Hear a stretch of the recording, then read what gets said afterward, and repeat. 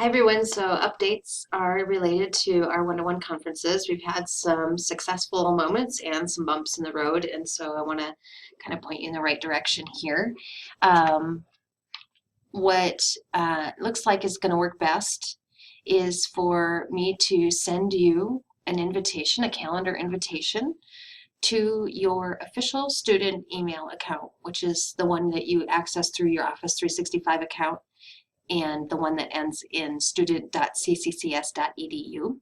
If you go there, you should, if you have signed up for a one-to-one conference with me, and we haven't met yet, you should see an invitation from me for that. The other problem that I need to solve, the spreadsheet works great for you to just click in and sign up. But what's challenging for me in trying to manage all of the and manage my calendar and make sure I've got preserved time to meet with you is that if you sign up after the due date, or if you changed your time and didn't tell me, then I don't know that happened. And so there have been a couple people who have sort of messaged me, hey, I don't know how to get in and such. So definitely double check that spreadsheet. This is the conference sign up here. Let's get this over. That will, that's not what we want. This conference sign up sheet, not that. Sorry, this is just being wonky. Okay. So you'll see here that there are 3 tabs. I also want you to notice this. So that you can go ahead and sign up now for week 10 and week 15 as well. Week 15 being the last week of class. Remember that this is how you get your grades in the class, so it's really important to sign up. So I think everyone except one student has signed up for our this first week thing, and thank you for those of you that I've met with already. It's been delightful and wonderful being able to talk with you and hear more. I've really been enjoying this process, just these one-on-one conversations, and hearing from your perspective what you're learning about in the course is so much more rich for me as a teacher than grading any kind of other work, even journals and reflective writing and such. Although I think the Go React videos will start to become really useful for us as well. So anyway, down here at the bottom there are these little tabs. So week 5 sign up, week 10 sign up. There's 3 of you who have already done so, but so please go ahead and sign up for week 10 and 15 if you can, just so that if I can get it in my calendar now, it's way better. I juggle a lot of roles here at the college, and I don't just teach, so so people are always, I'm in a lot of meetings, I'm at different campuses for some of my work, and so I just want to make sure that I am in a place where I can support you getting logged in, and we can have some time, and we can have some space to talk. And so I just want to make sure that we honor that space and time. And if you do change any time on here, even if it's one of the later weeks, when you do that, that's fine to just go ahead and do that, but please message me and let me know that you've made a change so that I can then make the change in the calendar. Now, I haven't added week 10 or week 15 signups to calendar invitations yet, and I will do that a little bit later, but I thought I'd first get in here and just say, hey, can you do this for me, please? So thank you for doing that. When you get your calendar invitation, you should accept it, and then when you log into your calendar, you should be able to access the login to the WebEx meeting. The reason I like to use WebEx, and I told the people that I've met with already about this, is that I can pull up D2L, we can look at it together through your screen. You can do this on a phone, you can do this on a laptop, you can do this on any other computer. And so I know that a lot of you are having to meet during your breaks at work, and thank you for taking your time out of your workday to do that, and the time that you really probably need for a respite. You know, it's important too. But if that doesn't work, then use the login information that I've given you here in in our content area. So let's see here. In week 5, you've got your conference information, which does link you to this, the login instructions, and I'll try to make this available in every week while we're doing this. But you should be able to just click this and it should take you to the right place. But if that doesn't work, follow these call-in instructions and then it'll call in to the system that I'm using, and we'll still be able to talk that way. Sometimes if that doesn't work, try my office phone, but I just want to give you the heads up that because like today I was at Westminster campus for the majority of the day, and then I had to drive back to Boulder County campus, and so there are times when, and I wanted to stop for lunch, so I actually was trying to log in on my laptop on a Wi-Fi service outside of Chipotle. So I'm just, I may be mobile, or I might be working from home that day. Sometimes, you know, my kids have late start, and I have to drop them off later to school. So it just provides me a little more flexibility if we can utilize the WebEx tool rather than rely solely on the telephone. And it will allow us to actually see each other if you do log in with a computer, with a webcam, or on your phone with your, you know, your smartphones.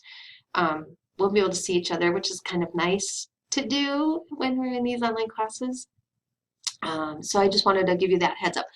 Okay, then the other things, people are asking questions. They're getting a little nervous about, okay, what is the, what are these video captures going to be like? And so a lot of you are remembering from ECE 102, you were asked to write a lesson plan and implement it and record yourself implementing it. And we're going to actually kind of flip the model a little bit here.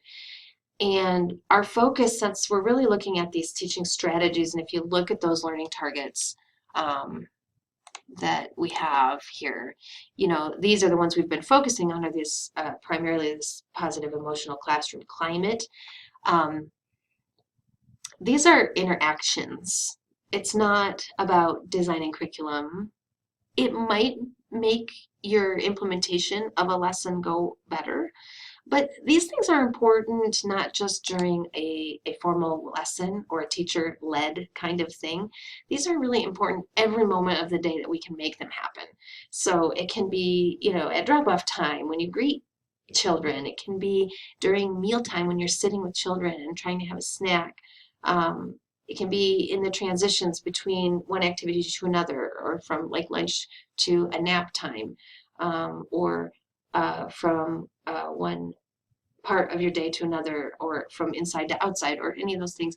Or it can be just facilitating the centers, open-ended kinds of choice things that children have. Or it could be you're reading a read aloud to a whole group, or you're doing some other kind of learning activity. You're facilitating a small group or a whole group activity. But all of these interactions are still really important for every child experiencing that thing. And that is what makes the foundation for all the curriculum that we provide work. And if these are missing, you can have the best lesson ever written or created. And you can have had experience facilitating it in the past with great success. But if you don't honor these kinds of interactions and these relationship pieces, then the learning kind of goes out the window, really, frankly. So so a lot of these things, again, if wait times and transitions are not minimized, there's a lot of mistaken behavior in the classroom, or there's a lot of energy that you might not really be wishing for. So preempting that behavioral stuff so that you can focus on being together and learning together is what's really important. You know, and so the you know, as we move forward, and these are just sneak peeks at the learning targets coming up, but the one we're kicking off this week, this supporting language and communication in children, the tutorial that I'm asking you to engage with and go react is very much helping you to understand, well, what does that look like? What what does my mentor teacher do? What have I seen other teachers doing in my practicum? Or when have I tried to do these things? Or what things have I never even heard of or not tried before? Maybe parallel talk or narration to link words to actions is a new strategy for you. So these are more about practicing the strategies that support all kinds of learning. It also allows for programs, all your programs have different curricular approaches, different philosophies, but all of these things, all of these practices, all these interactions can be implemented in any type of program and should be really to support development and learning. Okay, so that's really what I'm looking for. What that means is that when I ask you to record, and you're going to see more instructions like you do right now for the one that you're going to be taking on just 10 minutes of you interacting with a child or a group of children. It's really about capturing the best time of day for that kind of thing. So I did prompt you in the instructions for this one, not the classroom tour, but this interactions one, to look for not a teacher directed type of moment. So this is like, it is drop off time. It might be while kids are playing independently in centers, or while they're outside on the playground, or mealtime or something like that, where you're just sitting and interacting with them.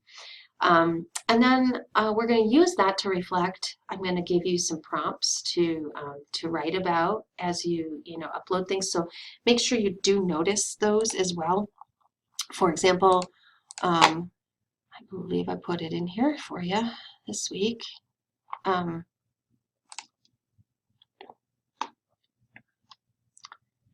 When you do record, yes.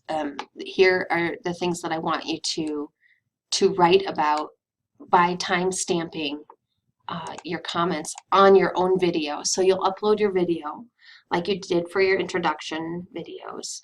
And then you'll rewatch your video, and while you watch, you're going to look for looking at the children, not on you. You don't have to really focus on you in this one. But where do you see evidence of connecting with children? Why do you think that's happening? And where was a connection that possibly was hindered? And why do you think that? Those are the two prompts I want you to focus your attention on commenting on your own videos. And then it's really helpful if you can go and watch other people's videos and provide some kind, helpful, encouraging, supportive, and maybe some suggestions. If you have an aha moment for somebody, or some constructive criticism to be had, this is good practice for all of us to practice giving and receiving that kind of feedback. We can observe ourselves in the videos and certainly get a lot from that, but we can also observe each other and get a lot from that too. And so I'm hoping that that's the kind of thing that we can do in that space. So hopefully GoReact is working for everybody. The other thing I want to mention is with GoReact here, again, because of the time commenting, and this week being a little bit weird because there's 5 parts to the tutorial. Each part is a different length. I'm sorry, that's how it had to go. I couldn't stitch these together in time for your class. So, but that's how it goes. So this one's less than 10 minutes. So you can look at these and say, oh, maybe, okay, 14 minutes. I can schedule in a 14-minute thing on Wednesday, and I can schedule in a 10-minute thing on another day or something like that. Or while I'm waiting for this or that, I can watch this and comment on it, because I think you can just log in on your phone if you need to. But again, here, I'm asking you to just have open-ended comments while you watch this, and questions. So if something comes up in here and you're like, what do you mean by language-rich environment? You can ask that question. I'm going to try to come back in here and respond. And this is a good time for me to mention that in these GoReact commenting tools, I think it's fairly, all of you are doing a good job of at least doing the initial commenting. I'm going to urge you to also consider going back and looking at those comments. You don't have to watch the whole video again, but you can look through the comments and you can respond to those comments just like you would in a D2L discussion forum. So you can have some back and forth conversation there. And there are a few people who have asked people questions like, what kind of philosophy is in your program?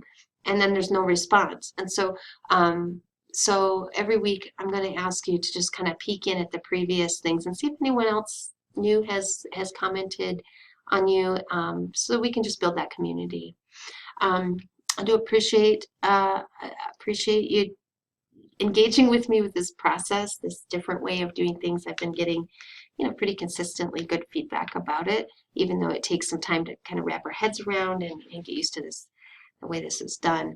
But I do think it is more meaningful.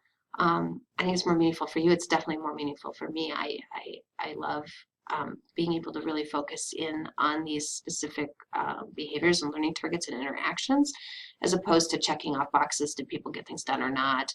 And to what level? And who am I to say what level you're at? I think it's way better when you can identify that for yourself. So, so that's that. If you are trying to reschedule appointments with me, please keep being persistent. We're fixing things. This is a trial, and we will have troubleshooting along the way. The good news is that if I've been hearing really positive things about the GoReact platform, which is really helpful. And I guess this is just my other little message to you all, is that, again, to remind you that the learning experiences that I've designed here, I've tried to design with intention so that it's not busy work.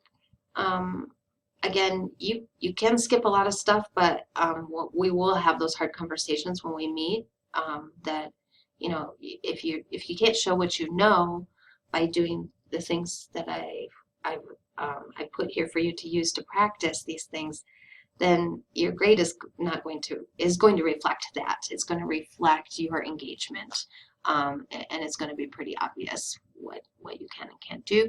But I also am a flexible person, and so if you have another way of demonstrating or showing me that you've met the learning targets for the course, then definitely let me know that. And again, really encourage that.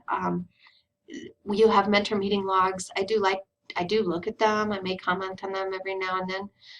So that can just help you to ensure that your mentor takes time for you, because I know sometimes it's really prohibitive for them, and I know it can be a hardship. But I also know that in the busyness of the day in the lives of an early childhood classroom, it's also just really easy to not make the time for it because there's so many other things going on. And so the mentor meeting log assignment allows you to get that needed time with your mentor to talk through some things. So definitely utilize that. Utilize all of the resources, the optional resources that I have for you in the